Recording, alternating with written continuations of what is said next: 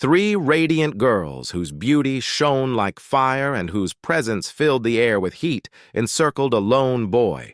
Their laughter, sharp and echoing, cut through him more than any blade could. They mocked his shyness, teased his hesitations, and turned every silence into a theater of humiliation. Their eyes, glowing with mischief, measured his weakness as generals measure the softness of an enemy's defense.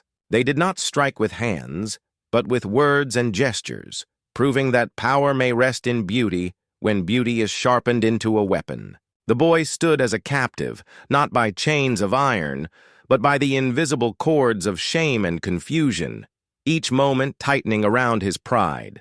He wanted to flee, but his feet betrayed him, frozen to the ground as if the earth itself had conspired against him.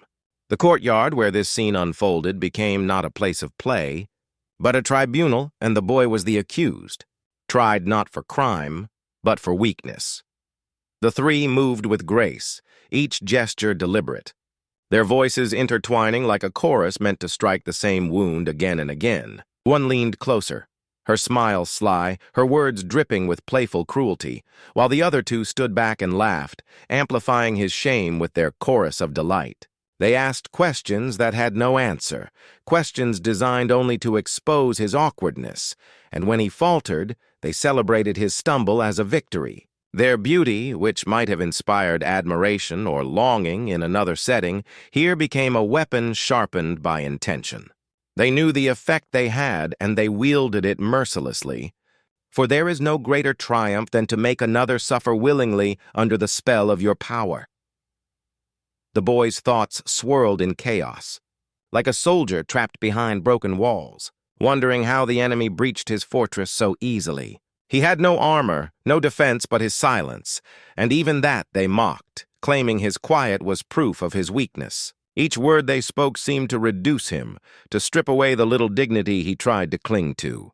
His eyes darted around, searching for escape, but every direction led back to their circle, their radiant faces glowing like torches in the dark, hemming him in. He could feel his heart beating faster, not with the thrill of affection, but with the terror of humiliation, the dread of being made a spectacle. Power, he thought dimly, was not always about strength of arms or force of command. These girls held power because they dared to seize it. They did not hesitate. They did not fear the shame they inflicted, and in their unity, they became invincible. Against one, perhaps he could have spoken back, but against three he was overwhelmed. Their laughter bounced from one to another like a weapon passed hand to hand, each adding her own strike until he was bruised in spirit though untouched in flesh. He knew then that they were not simply playing. They were asserting dominance, as rulers assert control over subjects by making submission seem inevitable. The air grew heavy with his silence, yet even silence could not save him, for they twisted it, claiming it as their victory, laughing that he had no words, no courage, no spirit to resist. One flicked her hair and asked mockingly if he was too dazzled to speak, while another leaned close enough that he could feel her breath, asking if he was afraid of beauty. The third, with eyes that sparkled with cruel joy, declared that he was like a statue, frozen and useless, fit only to be laughed at. And together they laughed again, their voices rising like a cruel anthem. The boy felt as if the whole world were watching, though in truth only the three of them were there. That is the nature of humiliation. It magnifies itself until it feels eternal, universal, inescapable. Yet beneath the weight of their mockery, a strange realization flickered in his mind. He began to see the pattern of their attack, the rhythm of their cruelty. They fed not only on his weakness, but on his reaction. Each time he flinched, each time he lowered his eyes, they grew bolder, more triumphant. His suffering was their fuel, and his silence was their feast. For the first time, he understood that even in his helplessness, he was still a participant in this play, and his submission made their power absolute. If he could not overpower them, perhaps he could at least deny them the satisfaction of his collapse. Still, this thought was faint, buried beneath layers of fear and shame. The heat of their presence overwhelmed him, and though he sensed the lesson, he had no strength yet to act upon it. He stood in that circle as a prisoner, his pride shrinking with every laugh, his heart torn between despair and defiance.